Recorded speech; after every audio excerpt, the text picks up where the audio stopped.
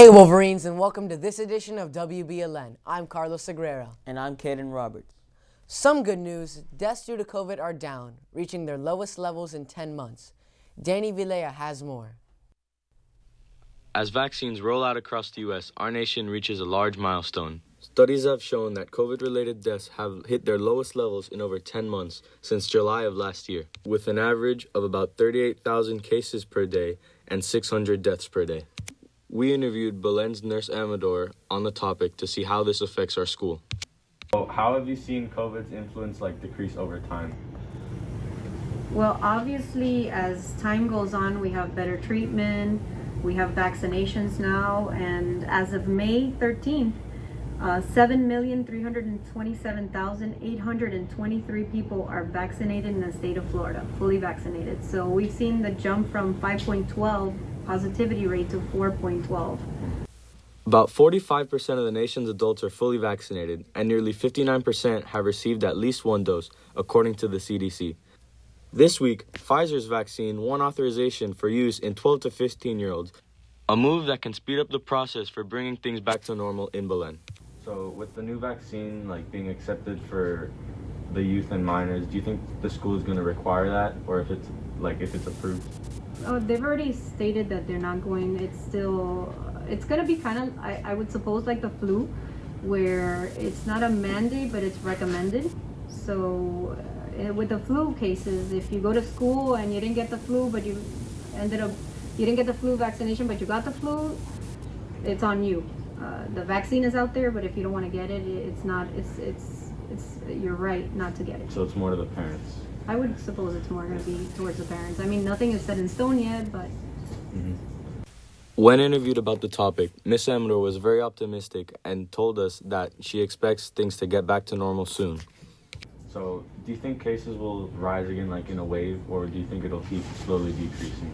That's kind of hard to tell, but I would suppose the more people get vaccinated and the more people have the herd immunity, the more communities have that, then we're going to see a decline. Yeah. And lastly, what do you see at the end of the tunnel? Not only in Belen, but in the community. What do you think the future looks like for us? Well, the pandemic is an interesting scenario, I think, because we've learned that no man is an island. Whatever happens to one person eventually ripples down to everyone else. This is a great learning curve for everyone. So although we are vaccinated, we are seeing a decrease in our communities. The world is not seeing that yet. So we are now learning that we need to reach out to those communities, those countries that need help. While we cannot completely sit back and relax, this milestone in the U.S. gives us optimism that things will come back to normal soon. Back to you at the desk. Thanks, Danny.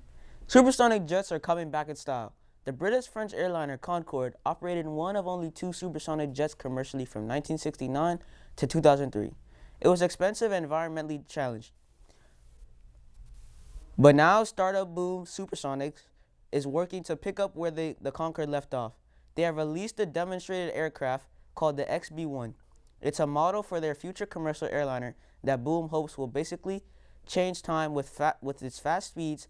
Boom says a flight from New York to London will just take 3 hours and 15 minutes. Overture wants to be 100% carbon neutral and accessible. The company is hoping to eventually charge $100 for a 4-hour trip. Boom is planning to start building the first Overture plane in 2023 and start flying it in 2026. Teens ages 12 to 15 can now get the Pfizer or BioNTech COVID vaccine. The CDC recommends kids getting the vaccine. 52% of parents said that they would be willing to give their kids the vaccine. Yvonne Maldonado is currently working on a vaccine for kids under 12.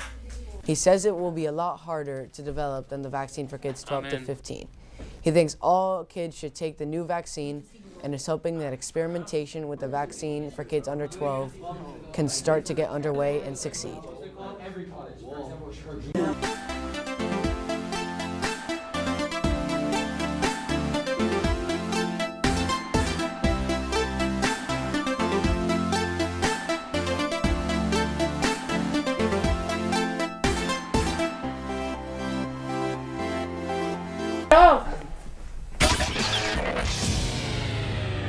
Hey guys, I'm Javier Sir, and welcome to this week's Sports Corner. The middle school track team qualified for states. Top names that made it were Diego Magarino, Justin Ruiz, Dominic Ames, and many more. The NBA season has now come to an end, and the battle for a playoff spot continues. The play-in tournament is a new concept this year that the NBA added. It is when the 7 through 10 seeds battle out to get their spot in the playoffs. Last Tuesday, the Miami Heat clinched their spot in the playoffs and do not need to compete in the play-in tournament.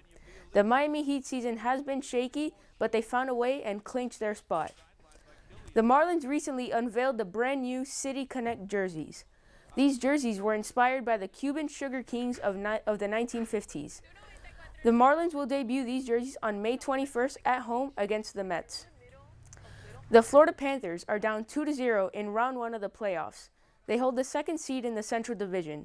They will get another shot tonight at 6:30 against the world champions, the Tampa Bay Lightning. That's all for sports. Now back to you guys at the desk. Thank you for listening to this edition of WBLN. We'll see you next time.